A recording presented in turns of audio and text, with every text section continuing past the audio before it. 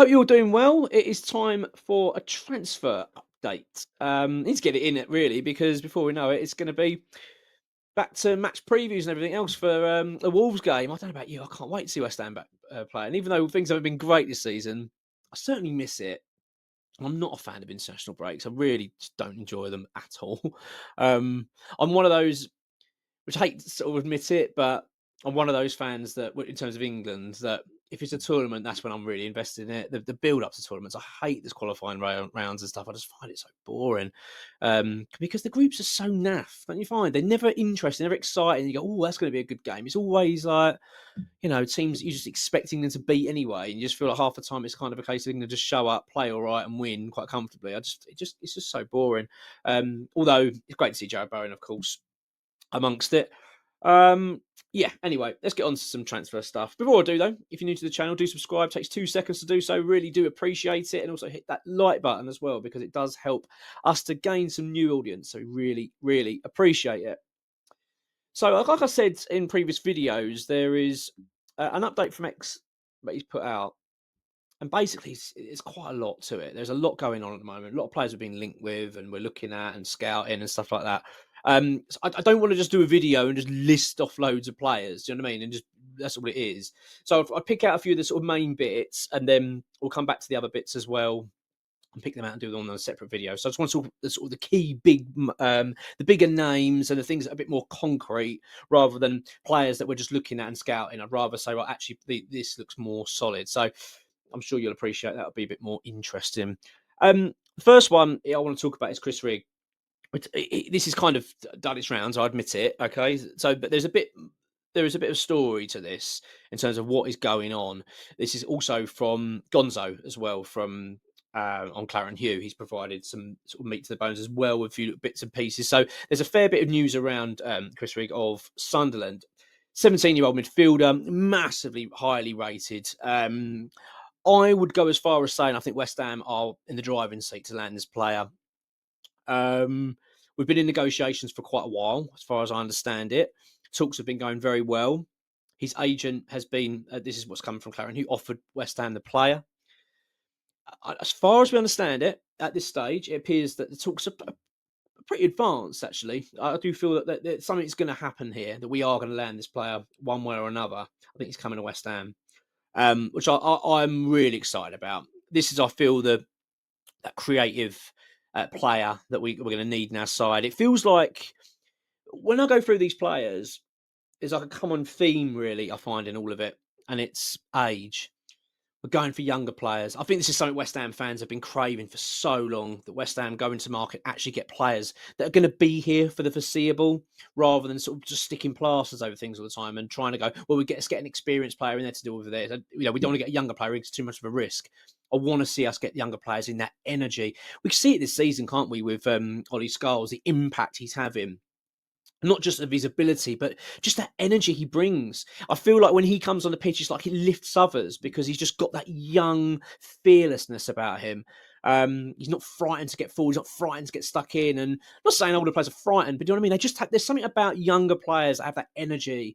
And I just feel like it just resonates with the teammates. It resonates with the fans. It really does. So I'm really, really, really pleased by the players we're being linked with. And these aren't players, sorry, I shouldn't say linked with, because it makes it sound like it's just sort of like a Daily Star of sort of just run a couple of names that these are players that not only we are seriously looking at. As I say, was like for instance with Rigg, talks are advanced. We are expected to get this player, and we're expected to beat Tottenham to his signature. Bloody hope we do, because that'd be a fantastic sign for West Ham. Obviously, he's very highly rated, doing very well in the Championship with Sunderland, and he will be moving on. And it looks like we're going to get a deal done. I don't know much about the fees and that kind of stuff at the moment.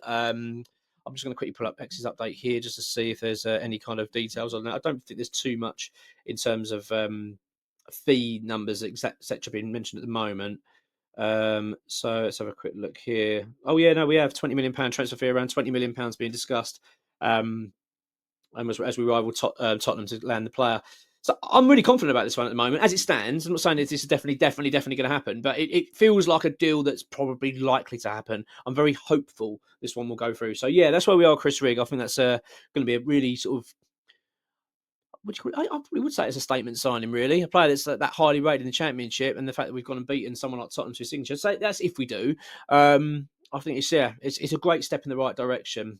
I get the feeling he'll be a player as well that'll be looking possibly to replace Paqueta. I do get the feeling Paqueta will be on his way.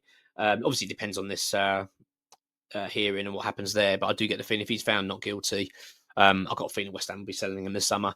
And I think West Ham, when you look at our squad as well, it's crying out for a refresh. You know, even with the good players that we've got, you know, you look at the likes of Paqueta, Kudus. I mean, I know people talk about Kudus. I'm a bit flip-flopping regarding him, whether I want to keep him or not. But I just look at the West Ham squad now. I just think I could really just feel like it needs ripping up. It really does. I mean, obviously, you want to keep your core players and the quality we do have as well. The players that we want to keep, obviously the Bowens and the Skulls, as I've said, Wan-Bissaka, all that kind of stuff. I'm not saying get rid of everybody, but there's a lot of players in that team I'd like to see replaced. So, yeah, really excited by this one. So, Chris Rigg, I get a good feeling about this one. I do think this is one that could well go over the line, and we could be seeing him in a West Ham shirt this summer, which would be great.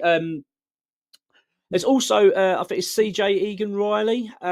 This is a defensive midfielder for Burnley. So we're looking at quite a few Burnley players. I'll tell you what I'll do, actually. Let me just go back a step here.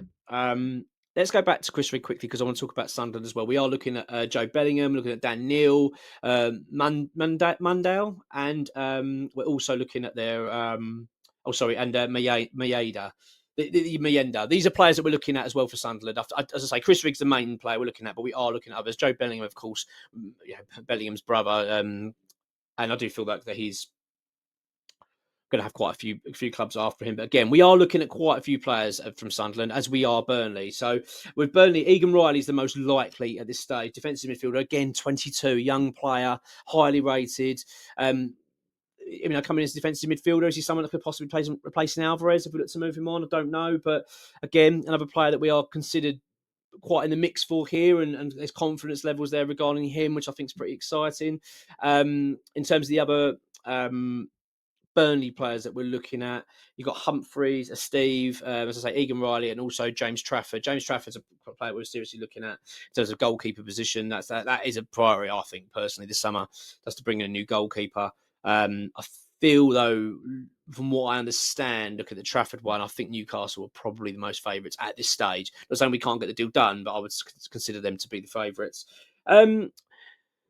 Banzuzi. Good old Banzuzi. We talked about him quite a fair bit over January. So much so that deal was very close, very, very close. He was expected to be a West Ham player this January. It was that close. When I was talking to X and a few other people about it, it was a case of that. Yeah, a deal's been done, and he will be coming to West Ham. I think you remember it at that time. I'm pretty sure I did videos on it, and obviously we did articles on the website. I was very, very confident. Then it didn't happen. That isn't over. Talks are set to resume for the player. Again, I feel like this is a player that we're going to get over the line. I really do. I think West Ham are, again, in terms of, I wouldn't say Egan-Riley one, I'm that confident with, but certainly with Chris Rigg. I think this goes alongside Chris Rigg in terms of confidence levels, in terms of Banzuzi. I think West Ham are leading the chase for him.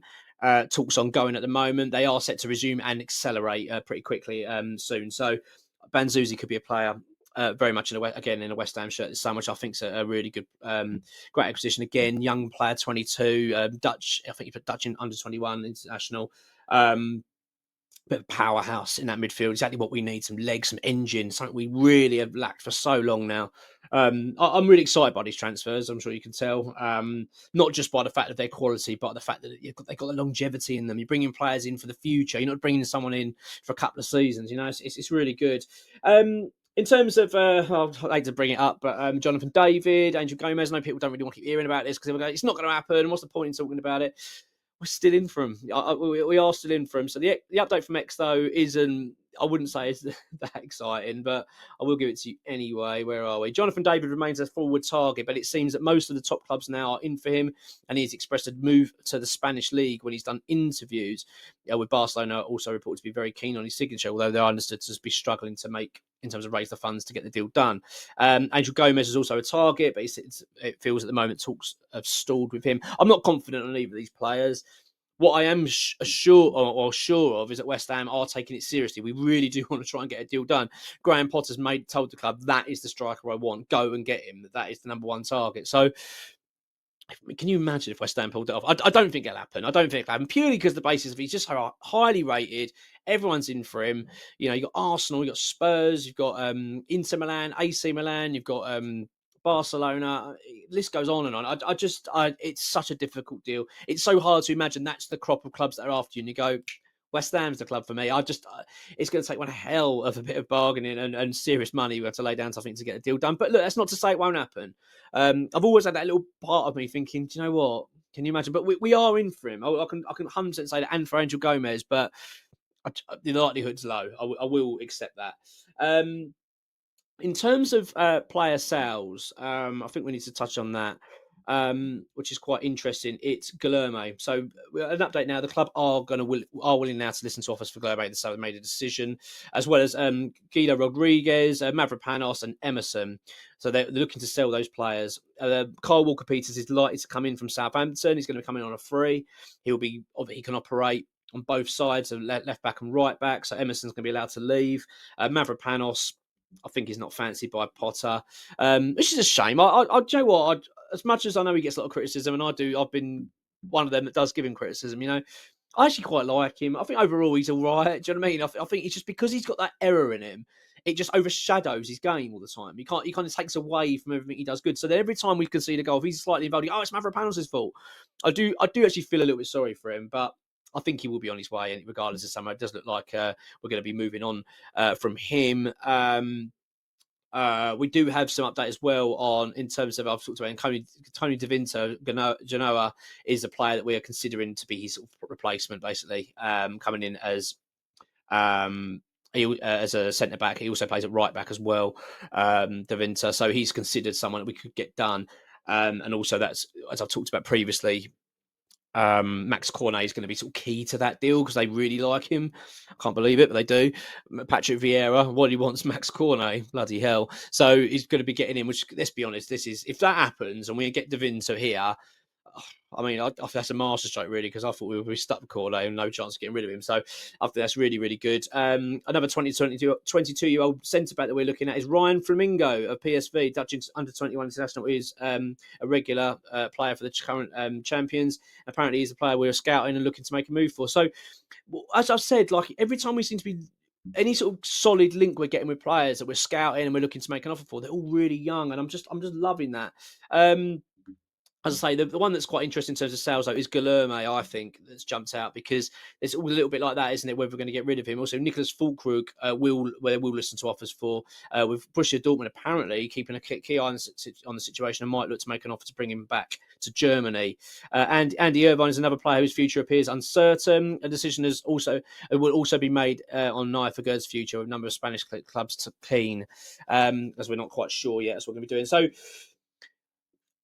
this is going to be, I think this summer will be busier than the last one. I feel like it's actually more of a bigger rebuild happening now than it was then, which is ridiculous, really, when you consider the fact we've just spent, £130 million on this squad trying to revamp it. And now we're going, we need another revamp. But I get the feeling this is going to be a more streamlined approach. I think there's going to be a more coherent plan in terms of the types of players we want to bring in and the age range we want to be bringing in, that sort of energy level we want to bring in. I'm really optimistic about it. I know I always get like this every season. I do like this every summer. I get a bit excited and I can't help it. It's football, isn't it? You're a football fan, you get excited for these things. But aside from all that, parking that kind of childlike excitement, I'm actually very optimistic because I like the fact that there's a clear identity here of what we're trying to do. It reminds me a little bit like what Bournemouth have been doing, that kind of age range. They're going for these certain types of players, and I get excited by that. And this is what we've been dying to see, rather than it doesn't feel like scattergun all of a sudden. It feels more proactive than reactive. Do you know what I mean? We're not just going to market and trying to get anyone. We're really trying to take our time and getting the right type of player in. So yeah, as I say, just sort of summarise then, Chris Rigg, I think is going to happen. I really do. I'm very confident. Everyone we're talking to, it just feels like West Ham are really pushing forward with talks and that looks like we're going to get something done. And beating Spurs for him would be excellent, wouldn't it? Let's be honest. Egan Riley of Burnley, as I say, I'm not saying that I wouldn't say it's as that certain as Rigg, but it's certainly a player we're very, very keen on. Banzuzi, I would say, is a player that could well be in a West Ham shirt this summer. So, look, lots of things to look forward to. David and Gomez, this is what is, yeah, that happens. I'm certainly not putting any money on it, but look, we'll have more updates coming on. We've got the previews coming up this week for weekend, should I say, for the Wolves game. I'm looking forward to that, actually. I'm looking forward to that. Away from home, you never know. I'd like to think we actually might go and get something, but save the preview to then. But till then, take care and come on your ones.